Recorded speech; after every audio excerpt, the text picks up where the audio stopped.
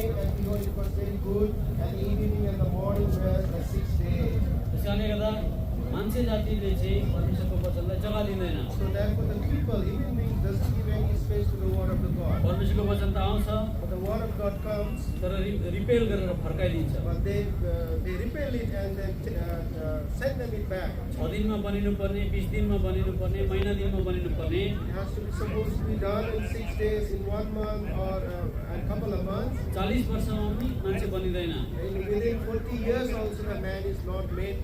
40 वर्षमा पनि एउटा क्रिस्चियन अँध्यारै हुन्छ। Within 40 years, still 40 years also a Christian will be full of धेरै darkness. समय बितेर जाँदाखेरि पनि प्रभु यीशु मसीहको आकार आउँदैन। A lot of time is being spent, but then also image of the God is not come into the human being. कारण एउटै मात्रै छ, But the reason is just one हामी only, परमेश्वरको वचनलाई हाम्रो जीवनमा काम गर्न दिँदैनौँ, त्यसलाई रिपेल गरिदिन्छौँ, फर्काइदिन्छौँ। because we repel the word of the God, we don't allow the word of God to walk in our life. यसकारणले परमेश्वरले हामीलाई बनाउन चाहनुहुन्छ। Therefore the Lord wants to build us. पहिला चाहिँ हामीले आज अनेस्ट भएर इमान्दारी भएर मानिनुपर्छ, मेरो जीवनमा अन्धकार छ। First of all thing that the people has to be honest, and we need to accept that in my life there is a full of darkness. मेरो जीवन शून्य छ, My life is a void. म आकार बिनाको छु, I am without any form. म घमण्डी छु, I am very proudy. म रिसा छु। I am very aggressive. यस प्रकारले हामीले मानिलिएको हुँदैन। And in this way we have never accepted ourselves. मानि नलिएपछि Because we have not accepted, परमेश्वरले जबरजस्ती गर्न the सक्नुहुन्न। Lord will not have a compulsion on तर us. परमेश्वरले बनाउन चाहनुहुन्छ, The Lord wants to build us. सर्त छ, सर्त There is a condition on it.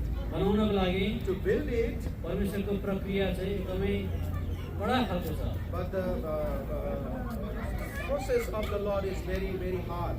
बडा हतपत मान्छेलाई मन पर्दैन। The hard process the people doesn't like it. यिर्मयाहको किताब 1 अध्याय, Book of Jeremiah chapter 1. 1 अध्यायको 10 पद, Jeremiah chapter 1 and verse 10. 1 अध्यायको 10 पद अरू कसैले पनि पढिदिइहाल्नु।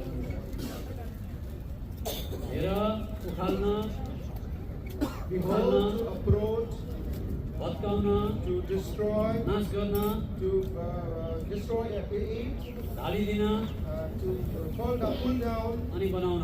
and to build it. हेर्नुहोस्, बनाउने कुरा चाहिँ अन्तिममा आएको छ परमेश्वरको। See, the to build one is come at the end. तर बनाउनुभन्दा अगाडि Before it is being built, उहाँले उखाल्न चाहनुहुन्छ, he wants to uproot it. एउटा रुखसँग तुलना गर्नुहुन्छ, He compares with a tree. एउटा बिरुवासँग तुलना He गर्नुहुन्छ। compares with a seedling.